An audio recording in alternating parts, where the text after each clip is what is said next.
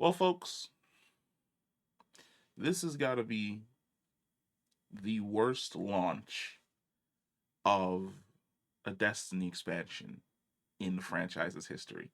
And I mean, I've been around since the alpha. I've played them all, every single last one of them. Are there growing pains that we've had to deal with? Sure. There have been times where the servers get absolutely fucking slammed and we just get locked out of the game for maybe 15, 20 minutes, 30 minutes, and then we're in the game and we're straight. But when I tell you, I wasted about 2 hours just trying to get into the game. Then, every single time I completed a campaign mission, I got kicked the fucking orbit. But here's the rub, because it's almost as though you have to go through two-step authentication, right? So, you launch the mission from orbit. It lands you in the new zone. And when you're in the new zone, you have to launch the mission from a thing, a flag in the new zone. So, when you launch the mission, you have a chance to fail and be kicked back to orbit and attempt to launch the mission again. But in the event you make it through that and make it down to the planet, and you attempt to launch the mission on the planet, you get kicked back to orbit again to begin the entire authentication process all over again. Not only that, because you see, I feel as though if that was the only thing that was pissing me off, I would be 100% okay with it. I'd be like, all right, I got kicked to orbit, whatever, just relaunch it and keep trying until I get in, wasting 5 minutes, 10 minutes of my time. It's whatever. But it's the fact that at the end of your mission, there are cutscenes that are supposed to play. And I'm playing through the campaign because I really want to see the story. Like 10 years. I want to see how this ends. At the end of a mission, when you get your loot and you progress to the next checkpoint that's supposed to trigger the cutscene gets triggered, you get kicked to orbit. Now, you would think, well, if I just fly on back down and I land, I'll be able to see that cutscene again. No.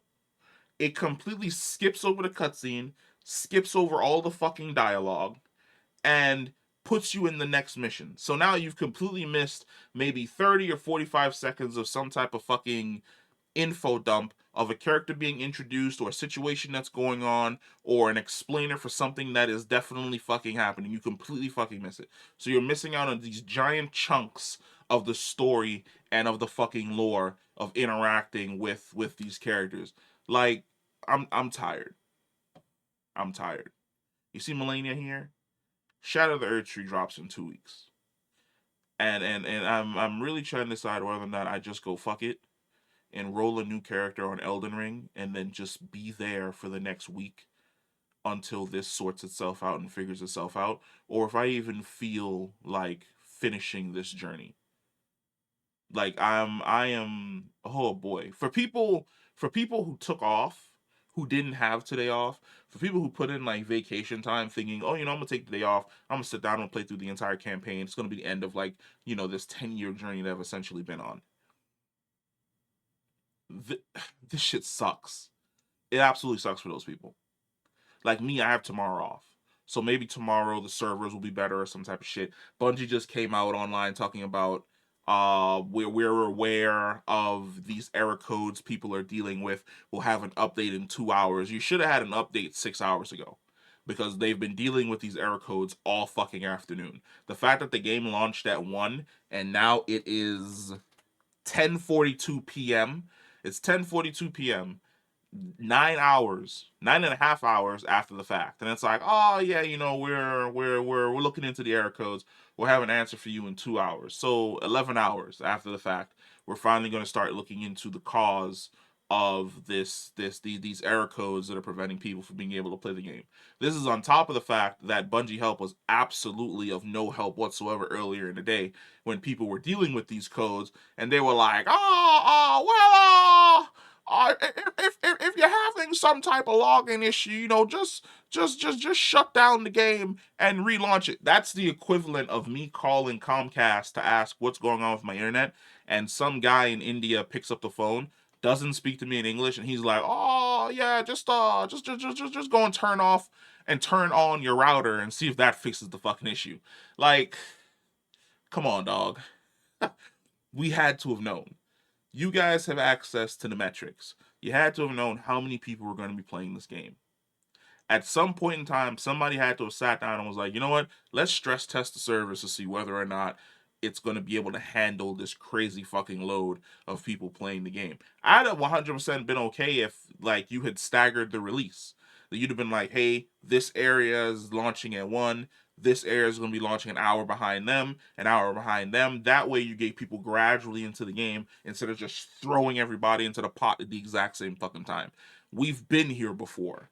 Why are we still fucking up? The crazy thing is that somebody pointed out when Sony leaked the game last week, those people were able to play the game with minimal to no issue whatsoever and are further along in the campaign and story than the people who've been meandering about all afternoon for the last 10 fucking hours. And that is insane to me. I'm at the point now where I'm so fucking pissed off that I can't even. You ever been so pissed off that you're calm? That's where I am right now. I'm so pissed off that I'm calm. Where I'm just like, you know what? I need to go to sleep. Or I need to go drink some coffee. Or go do something else with my time right now and decide whether or not I feel like investing the rest of my fucking week into trying to play through this fucking campaign because I've already missed so much. There's so many cutscenes I fucking missed, and it's not as though there's a fucking director somewhere where I can open it up and click on a fucking cutscene and have that cutscene play for me when I'm in orbit so I can catch up on exactly what it is that I missed. I'm probably gonna have to go on YouTube and find someone who's basically ripped all of the cutscenes from the files through data mining and watch the cutscenes that way, not see my fucking character, and then pause before it jumps to the next cutscene, hope I get into the next mission, get kicked, miss the cutscene in game, go back to the video on fucking YouTube. Fuck that. I'm tired. It's been a long day. I'm fucking old. I'm 34. I can't do this shit no more. I can't stay up late. I stay up late, I'm cranky as fuck. I'm not getting up early tomorrow. I'm sick of it. My knees hurt. My back hurts. I'm tired. Like, this shit is crazy. 10 years. 10 years dealing with the exact same fucking issues. And at the end of the saga, when everything is supposed to be peachy fucking clean, keen, and perfect, once again, we find a way to fuck it up.